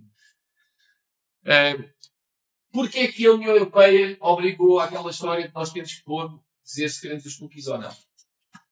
Porque havia uma coisa que era o third party cookies. O que nós estamos a ver aqui é, eu vou a um servidor e o servidor envia-me um set cookie dele para uma coisa dele. O que é que acontece? Eu posso ir a um servidor e posso ter um pixel, que seja, lá no meio, que é um link. E então, quando eu recebo o HTML e aquele HTML tem aquela imagenzinha lá no meio, ok? Tem uma imagenzinha lá no meio. Eu recebo um HTML grande e lá no meio pode ser um pixel como pode ser uma imagem qualquer do servidor. Essa imagem é um link. Portanto, vem o HTML, está lá o link para a imagem. Quando vem o link, o browser faz o quê? Um get para aquela imagem, certo? Essa imagem vem de outro servidor. Esse get pode receber a resposta ao set cookie. É a mesma coisa, certo? Pode receber a imagem do set cookie. Isso chama-se um third party cookie. Porquê? Porque o utilizador não tem consciência disso. Porque eu estou a ir ao www.pingodoce.com, estou à espera de receber cookies do Pingo Doce, mas depois do Pingo Doce tem lá as imagens, tem lá a imagem da CIF. Quando vai buscar essa imagem, pode ser a um servidor do CIF que me vai enviar um set cookie. Pronto. Os browsers já há muito tempo que, por omissão, bloqueiam esses cookies. Ou seja, cookies que sejam de gets, que não fui eu que pus na minha barra, nem fui eu que carreguei o link, que é de um link que vem dentro de um fecheiro. Ele não aceita os set cookies por omissão. Porquê? Porque isso permite com esse tipo de coisas eu consigo saber onde é que uma pessoa andou a navegar pela internet. Porquê? Porque esse cookie que a imagem da CIF no Pingo Doce envia, sabe que é do site do Pingo Doce, estão a perceber? E quando eu depois vou a outro site que também tem uma coisa da CIF e vou buscar a imagem outra vez, vou enviar um cookie com o valor que já tem o valor que tinha de quando eu fui ao Pingo Doce. Então já sabem que eu já fui a 2 sítios que não estava aquela imagem. Fui a um sítio que era o site do Pingo Doce e agora fui a outro sítio que é outro site qualquer que também tem aquela imagem. E dá para fazer rastreamentos. Ok? E, portanto, daí é que depois, quando foi a lei da proteção dos dados, eles foram obrigados a dizer se nós queríamos aceitar ou não os cookies e até depois está discriminado se queremos os mínimos para a funcionalidade, que será, por exemplo, usar o cookie para a autenticação, para o shopping cart, coisas dessas. Se queremos os de analytics, que vem lá, deles próprios, que também podem usar mecanismos do género entre as páginas deles, para saber onde é que nós andamos no site. Ou se queremos até os third party, embora os third party, a maior parte dos browsers até bloqueiam. Portanto, independentemente da opção que eu ponha lá nisso, depois os browsers, a maior parte deles, por omissão, bloqueiam isso. A não ser que eu vou lá pouco não. Temos que terminar, deixa-me só ver aqui o que é que falta. Temos que ver esta parte aqui depois se passa, não é? Vamos só ver, isto já falámos, portanto é rápido. Segurança. Temos o HTTPS que vocês vão usar, que é usar o HTTP,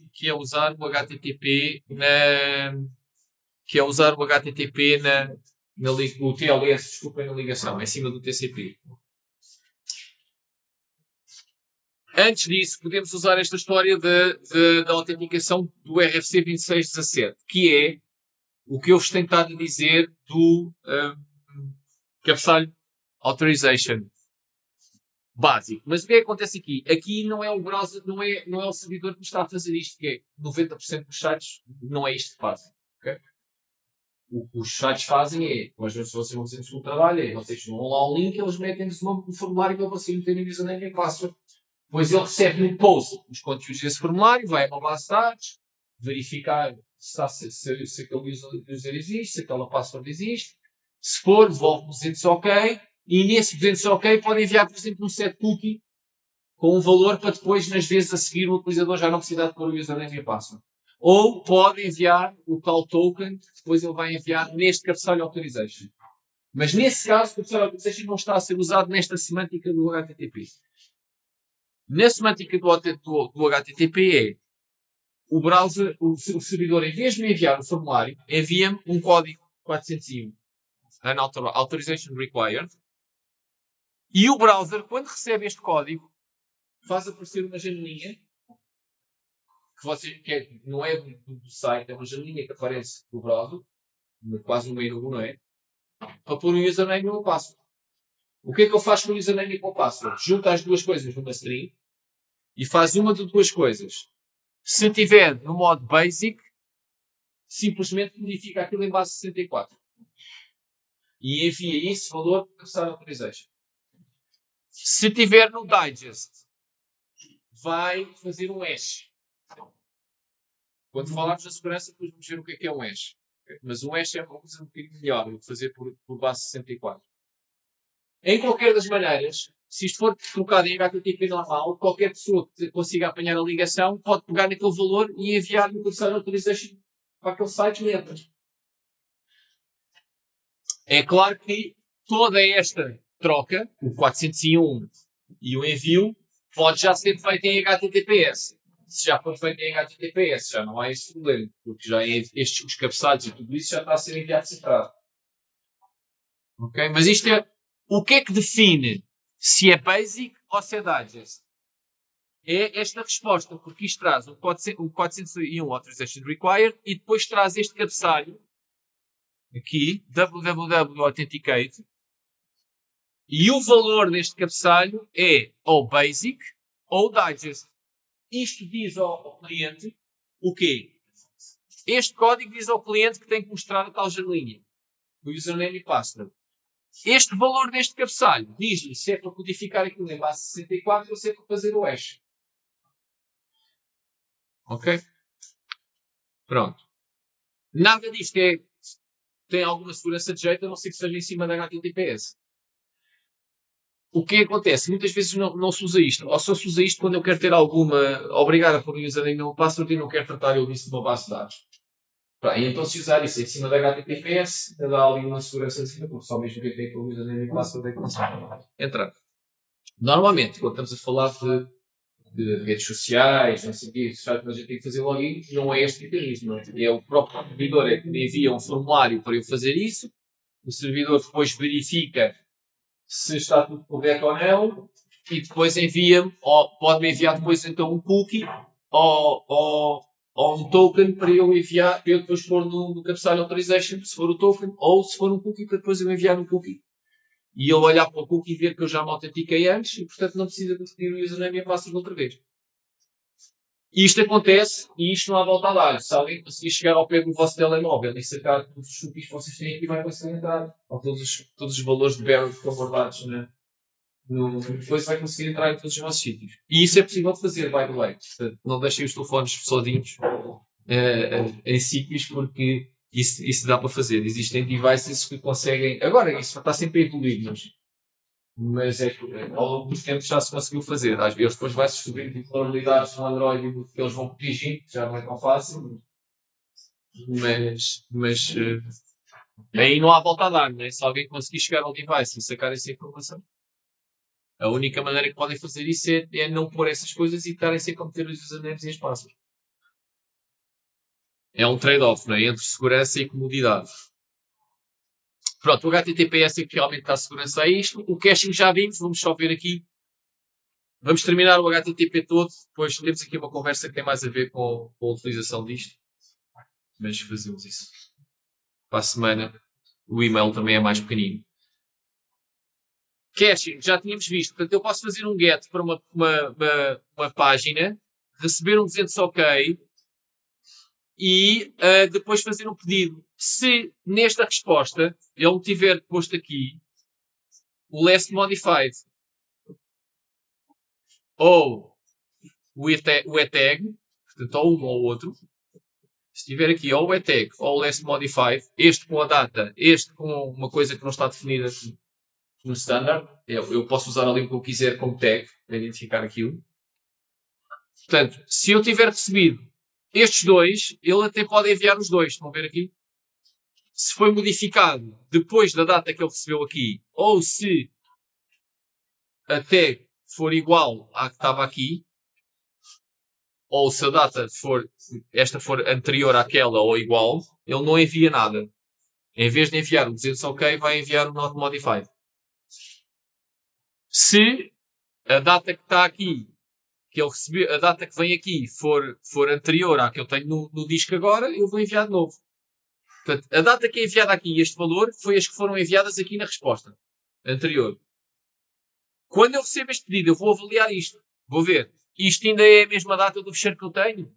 Se é, 304 not modified. Não. O fecheiro que eu tenho no disco é mais novo. Foi alterado.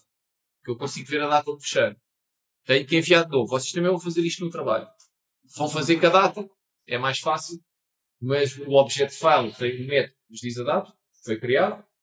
Só tem que transformar aquilo para o formato da data do HTTP e comparar com o que vem no if modified since antes de enviarem o fecheiro.